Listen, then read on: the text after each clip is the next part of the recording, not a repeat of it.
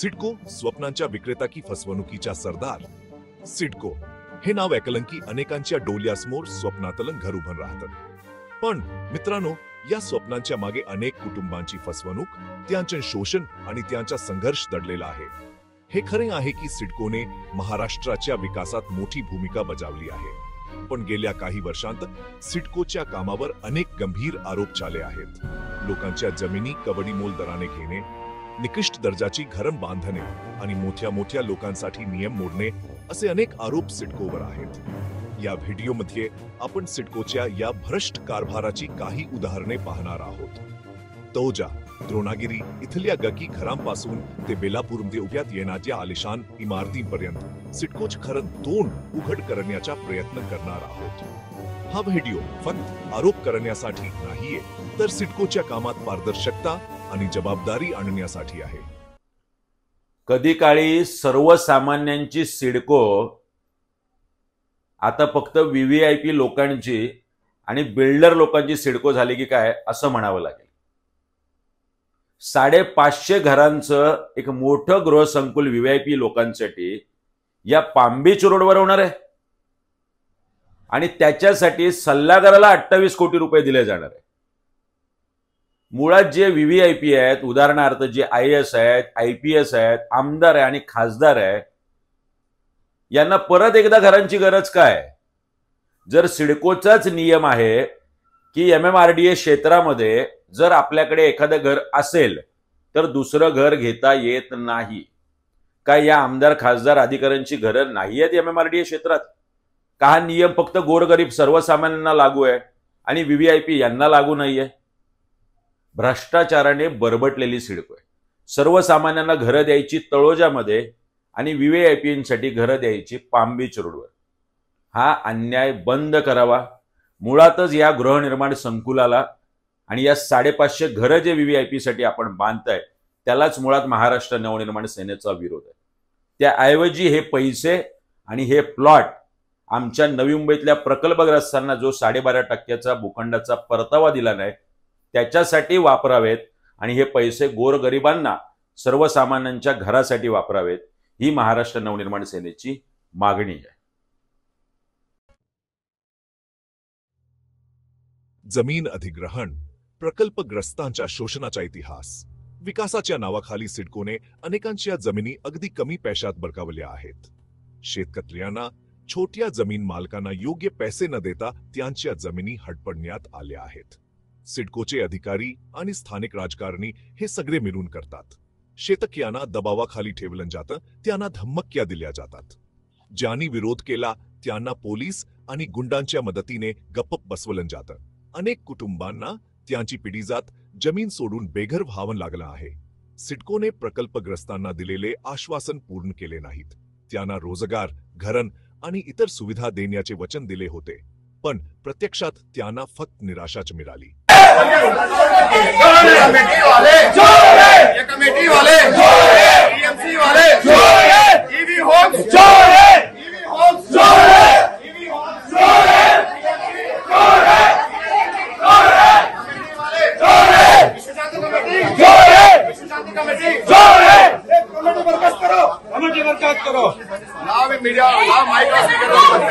Structure न देता DA sign केलेला आहे. त्यांनी आम्हाला स्ट्रक्चर न देता डीए साइन केलेला आहे. म्हणजे आम्हाला विश्वासघात केलेला आमच्यासोबत. बरोबर. आज या ठिकाणी आपण पाहत आहोत नवी मुंबई आणि नेरूळ मधला एक संवेदनशील मुद्दा असा विश्वशांती सोसायटीमधील पुनर्विकासाचा हा मुद्दा आहे. गेली सर्व रहिवासी नाराज आहेत, आपली असमाधानकारकता दर्शवत आहे. या ठिकाणी आज या महिलांचा सुद्धा मोठा प्रतिसाद आपल्याला पाहायला मिळत आहे. सोसायटीवर विश्वास ठेवला की हे आमचं चांगलंच करतील, पण हे नंतर उघडकीस आलंय की आमच्या बरोबर खूप विश्वासघात होते. आम्हाला कुठल्याही प्रकारचं काही कागदपत्र, काही नॉलेज न देता आणि विचारायला गेलं तर काय, तुमच्या नावावर रूम नाहीये, मालक तुम्ही आहे का? नाही. मग तुमचा बोलायचा अधिकार नाहीये. मग आता एखाद्याचे मिस्टर समजा गावी गेले तर ती बायको बोलू शकते, त्यासाठी तिचे मिस्टर वारलेच पाहिजे किंवा मग तुम्ही बोलू शकता असं नसतं ना. कसं असतं ते, एखाद्याची नवरा बाहेर गावी असेल तर तो तिला बोलण्याचा पूर्ण अधिकार आहे, बरोबर. कारण ती त्या घरात राहते. ना पण नीट सांगितलं जात नाही. सिनियर सिटीजन्सना व्यवहार कळत नाहीत. काही लोक गावची आहेत, त्यांना इकडच्या पद्धती माहिती नाहीत, कायदे माहिती नाहीत. असं असताना कमिटीवाल्यांनी त्यांना खरं तर सगळं नीट समजावून सांगायला पाहिजे. पण ते काय म्हणतात, तुम्ही होणार नाही, तुम्ही बोलायचं नाही. मला मुलं आधी बोलायला तर मुलांना नीट सांगत नाहीत, मुलांना गप्पा बसवतात, सांगतात तुला काय अधिकार नाही बोलायचा, तुझ्या वडिलांच्या नावावर घर आहे तेच बोलणार. पण जर त्या वडिलांना समजत नाहीये तर मग त्या मुलांमध्ये नको का पडायला. आणि आता तो मुलगा जर व्यवस्थित मोठा आहे, नोकरी करतोय, त्यालाही काही ज्ञान आहे, असं असताना जर तो मुलगा बोलायला गेला तर कमिटीवाले का बोलून देत नाही. आज मी 8 महिने झाले, हे लोक 8 ते 9 महिने झाले हा प्रकल्प राबवत आहेत. त्याच्यामुळे आम्ही सुरुवातीची मीटिंग आमची जुलेलालमध्ये घेतली त्या लोकांनी. तेव्हा मी सांगितलं, आम्हाला तुम्ही 3 बिल्डर निवडले, ते 3ही बिल्डर समोर ठेवा, जो आम्हाला जागा जास्त देईल त्याला आम्ही निवडू. सगळ्यांचा अधिकार आहे निवडायचा आमचा, कारण आम्ही इथले रहिवासी आहोत आणि आम्ही जुने रहिवासी आहोत इथले. तर त्यांनी काय तो अधिकार आमचे सगळे काढून घेतलेले आहेत. त्यांनी आपल्यामध्येच निवडलं, डायरेक्ट माईक तोंडात टाकून त्यांनी सगळं आमचे 110 झाले, आमचे 115 झाले असं ओरड चालू केली. नंतर मला डाऊट आल्यानंतर संशय आला. मी 8 महिने झालं मी फिरते, पण लोकांनी त्यावेळेला माझ्यावर विश्वास नाही ठेवला. सह्या मागत होती, कारण का मला पुढे हा मुद्दा न्यायचा होता काय. पण सह्या देऊन मी सह्या देत नव्हते, त्याच्यामुळे मी काय करू शकत नाही. कारण जेवढ्या सह्या मला हव्या होत्या तेवढ्या नाही दिल्या. नाही दिल्यानंतर आता काय झालं, काही दिवसानंतर आता माझ्या शेजारी एक गुरु म्हणून आहे मुलगा, त्याला मी सगळं सांगितलं. त्याच्या आईने मला खूप सपोर्ट केला, सुरुवातीपासून सपोर्ट केला. तर त्यांना मी सांगितलं, त्यांनी माझ्यावर विश्वास ठेवला.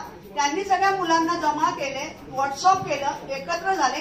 त्याच्यामुळे आता आमचे 130 लोक आम्ही एकत्र आलेले आहोत.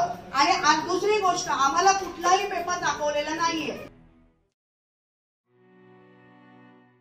त्रोजा आणि द्रोणागिरी स्वप्नांचे घरांचे वास्तवातील चित्र. सिडकोने त्रोजा आणि द्रोणागिरी इथे जी घरं बांधली आहेत ती बघितली तर अंगावर काटा येतो. खराब दर्जाचे बांधकाम, गडणारे भिंती, तुटलेल्या पाईपलाईन्स अशी अवस्था आहे. या घरांमध्ये राहणे म्हणजे जीव मुठीत धरून राहण्यासारखे आहे. पावसाळ्यात तर ही घरं पाण्याने भरून जातात. रहिवाशांना खूप अडचणींचा सामना करावा लागतो. पण सिडकोला या सगळ्याची काहीच पर्वा नाही. रहिवाशांच्या तक्रारींकडे दुर्लक्ष केलं जातं. सिडकोच्या अधिकाऱ्यांना या सगळ्यातून काही फरक पडत नाही, कारण ते तर आलिशान बंगल्यात राहतात. पाम बीच रोडवरील आलिशान संकुल, व्हीआयपी साठी लाल फिती, सामान्यांसाठी लाल डोळे. एकीकडे सिडको सामान्य लोकांना गकी घरं देत आहे, तर दुसरीकडे बेलापूरच्या पाम बीच रोडवर आलिशान इमारती उभारत आहे. या इमारतीमध्ये सर्व सुखसोयी असतील, पोहण्याचा तलाव, व्यायामशाळा, बाग असे सगळे काही. या इमारती बांधण्यासाठी सिडकोने 28 कोटी रुपयांचा सल्लागार नेमला आहे. हे पैसे कुठून आले? सामान्य लोकांच्या करातून आलेले पैसे अशा आलिशान प्रकल्पांवर खर्च केले जात आहेत. या प्रकल्पाचा फायदा कोणाला होणार आहे? राजकारणी, मोठे अधिकारी आणि श्रीमंत लोक. सामान्य माणूस तर या सगळ्यातून वंचित राहणार आहे. प्रश्नांचे वादळ, उत्तरांचा दुष्काळ. सिडकोची जबाबदारी कुठे? सिडकोच्या कामावर अनेक प्रश्न विचारले जात आहेत, पण सिडकोकडे या प्रश्नांची उत्तरे नाहीत. सिडकोची जबाबदारी कुठे? प्रकल्पग्रस्तांना न्याय कधी मिळणार? त्यांच्या शोषणाला कधी थांबणार? या प्रश्नांची उत्तरे सिडकोला द्यावीच लागतील. सिडकोला हे लक्षात ठेवावे लागेल की ते लोकांच्या सेवेसाठी आहेत, शोषणासाठी नाही. संघर्षाचा मार्ग, न्याय मिळेपर्यंत लढा चालूच. सिडकोच्या अन्यायाविरुद्ध आवाज उठवण्याची गरज आहे. प्रकल्पग्रस्त, सामाजिक संस्था आणि सर्वसामान्य नागरिक यांनी एकत्र येऊन लढा दिला पाहिजे. हा लढा सोपा नाहीये, पण न्यायासाठी लढताना कोणत्याही अडचणींना घाबरू नये. सिडकोला जबाबदार बनवण्यासाठी, पारदर्शकता आणण्यासाठी आणि प्रकल्पग्रस्त न्याय मिळेपर्यंत हा लढा चालूच राहिला पाहिजे. आपण सगळे मिळून सिडकोला दाखवून देऊ शकतो की विकासाच्या नावाखाली आम्हाला फसवता येणार नाही.